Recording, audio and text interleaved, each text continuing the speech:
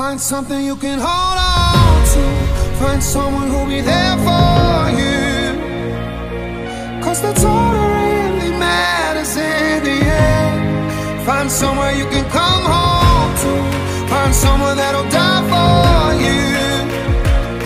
Cause that's all that really matters in the end. It's love, love, love.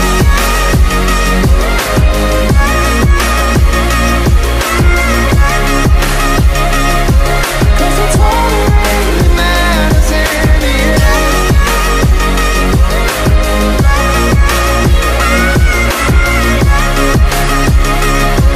Cause that's all that really matters in the end.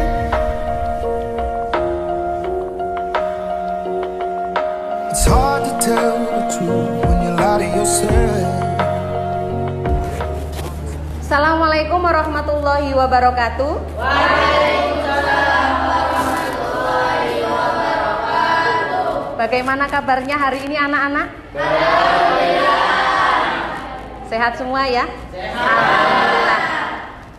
Sebelum kita mulai pembelajaran, saya ingin salah satu memimpin doa pembukaan pelajaran.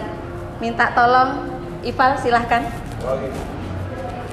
Siap berdoa menurut kepercayaan masing-masing. Berdoa mulai. Doa selesai.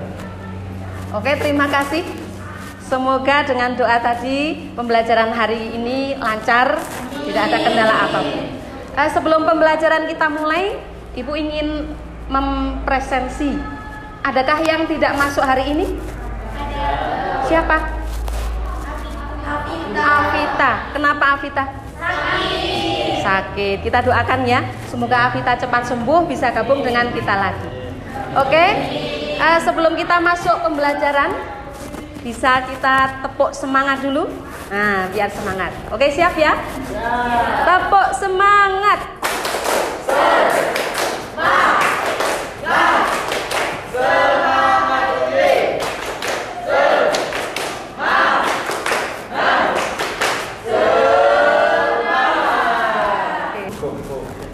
Oke, sebelum pembelajaran kita mulai, masih ingat pelajaran yang kemarin? Kita bahas tentang apa? Betul sekali, zat makanan. Ada apa saja zat makanan yang kita butuhkan? Karbohidrat, protein, mineral, vitamin. Yang satunya lemak dan air. Betul sekali. Nah, kaitannya dengan pembelajaran hari ini, karena masih satu materi ya, akan sangat erat karena kita akan membahas tentang sistem-sistem organ pencernaan manusia.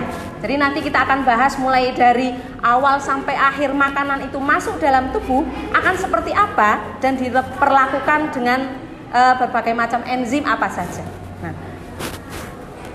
tujuan pembelajaran hari ini yang pertama, di sini kita akan mempelajari organ-organ pencernaan. Nah, nanti di gambar PowerPoint. Kemudian yang kedua adalah menganalisis hubungan, struktur dan fungsi. Jadi kaitannya nanti antara mulut dengan lambung itu masih dekat atau tidak, ataukah ada organ di tengahnya dan lain-lain. Yang ketiga adalah menjelaskan fungsi enzim pencernaan dengan benar yang ada di setiap organ-organ pencernaan.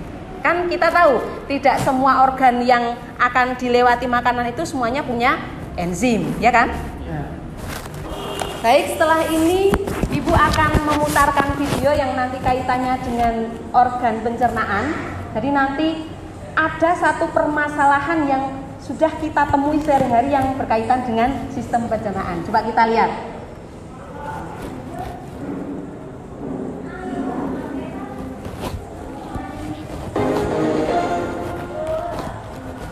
Tahun 2019 menjadi tahun kejayaan boba. Minuman boba menjadi penggerak utama pertumbuhan bisnis minuman dunia, tak terkecuali di Indonesia. Dari 2020, lalu bagaimana meminum boba dilihat dari sisi kesehatan? Demam boba tengah melanda masyarakat, khususnya generasi milenial. Sebagai gambaran, di sebuah gerai minuman boba, rata-rata 1,2 orang datang per menitnya untuk membeli. Merujuk laporan Google Trends 2019, di Indonesia penelusuran boba di Google Search mencatat kenaikan 11,6 kali lipat dibanding 2018. Tren mengonsumsi boba alias bola-bola kecil, kenyal, dan manis seperti mutiara hitam berlanjut hingga tahun ini. Menurut Fanny Low, Direktur Pusat Informasi Wisata Taiwan di Jakarta, boba berasal dari penganan tradisional bernama Fanwen, puding tapioka manis yang disajikan bersama es dan air bergula. Pada 1987, Liu Hanqie, pemilik toko teh Chun Sui Tang, mencoba memadukan teh susu dengan Fanwen. Ini menjadi awal mula munculnya minuman boba.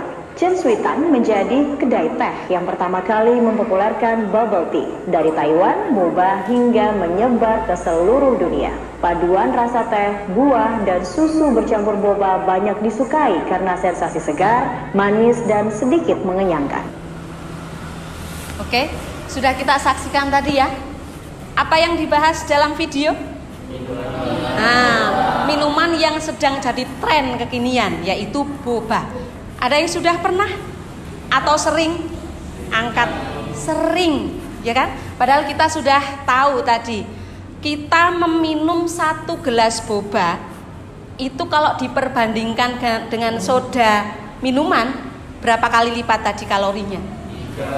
3 kali lipat. Padahal ketika kita mengkonsumsi boba itu, apakah dijamin itu kenyang? Enggak, kenyang tapi sesaat, ya kan? Karena isinya air. Jadi bisa menampung di lambung, memenuhi sesaat karena air nanti akan turun ke usus halus, usus besar keluar. Nah, di sini kalau kita mengkonsumsi boba, yang terjadi hanya penimbunan kadar glukosa. Apa penyakit yang timbul tadi?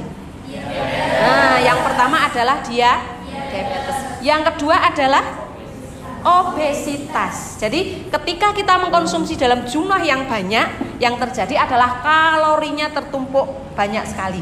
Alhasil hanya zat gula, karena tidak ada kalori yang untuk sumber energi.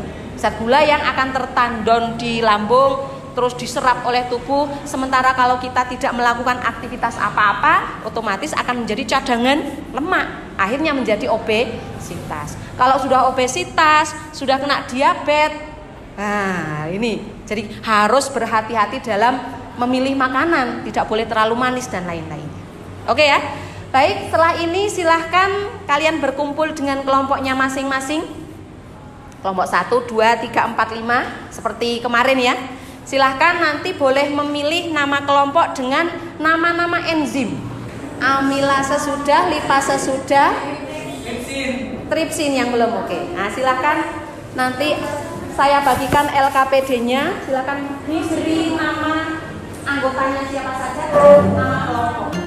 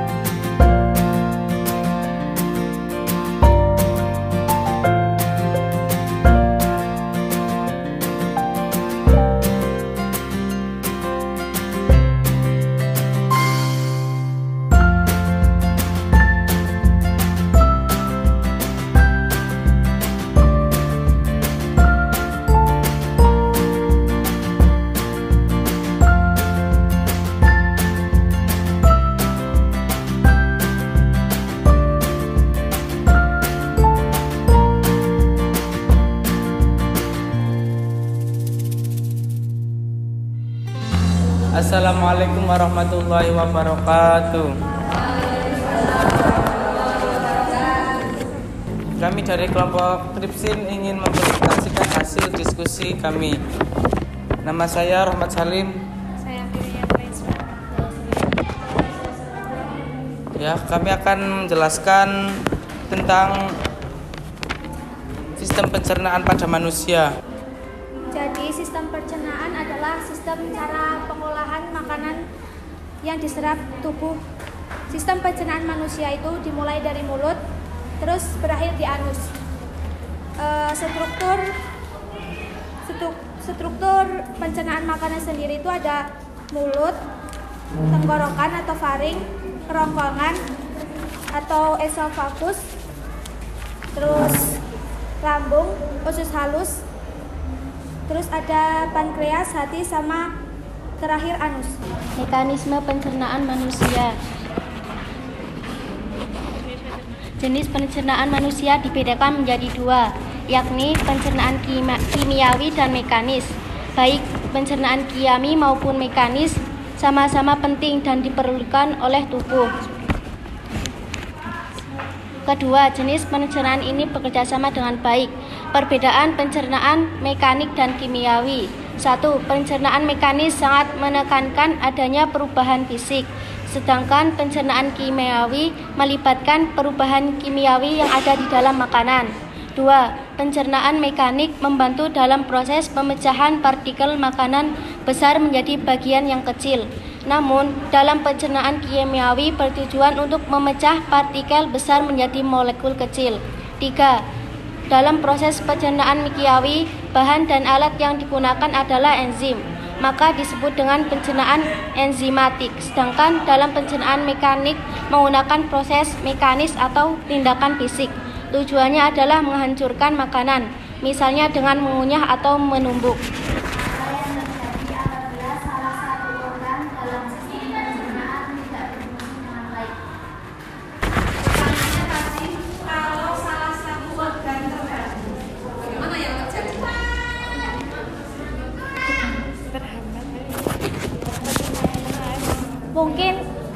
Mungkin kalau kita terjadi gangguan dalam salah satu organ kita, mungkin akan ada kendala atau gangguan. Kalau satu terganggu, Pasti itu ada gangguan. Ya, kan efeknya nanti bagaimana? kita tidak bisa mencerna dengan baik. Mungkin makanannya itu akan menjadi perusak organ, terus organnya rusak, terus menjadi penyakit. Artinya ketika satu bagian organ, kita sebut saja mulut kita terganggu. Contoh gangguan di mulut apa paling sering terjadi? Kayaknya seluruh umat manusia pernah merasakan itu. Artinya semua juga tidak. Tapi ketika misalnya kita mau ngomongnya susah. Akibatnya apa? Makanan tidak bisa dicerna dengan baik. Enak nggak rasanya? Walaupun dipaksakan masuk ke lambung yang tetap dicerna. Cuman hasilnya nanti tidak dalam bentuk tekstur yang lembut. Akibatnya nanti di lambung keceplosan di madu-madunya.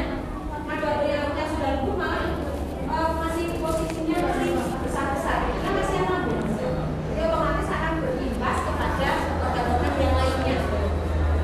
Jadi kesimpulan hari ini, kita sudah tahu urutan sistem dari mulai mulut sampai anus. Yang kedua adalah struktur hubungannya, karena satu dengan yang lainnya pasti berkaitan.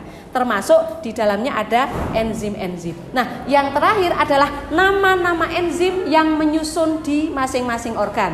Tadi sudah kita bahas, di lambung ada 3, kemudian di usus halus ada 3. Oke ya, bagaimana pembelajaran hari ini? Asik, tapi agak ngantuk karena sudah siang ya. Oke, nanti kita akan ketemu lagi pertemuan berikutnya, tentunya dengan masih berkaitan dengan sistem pencernaan. Semoga dalam kondisi sehat terus. Amin. Nah, untuk yang terakhir silahkan boleh balik ke tempatnya masing-masing. Nanti akan saya bagi soal evaluasi.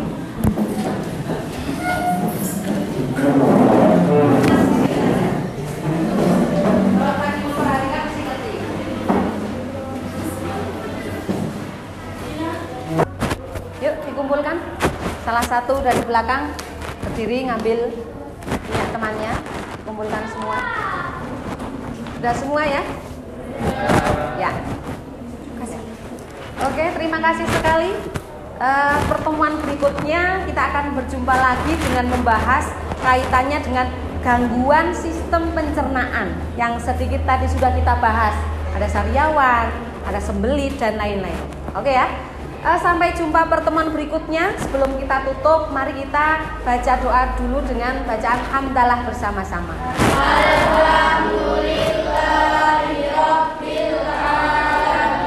Baik, sampai jumpa pertemuan berikutnya. Assalamualaikum warahmatullahi wabarakatuh. Waalaikumsalam warahmatullahi wabarakatuh.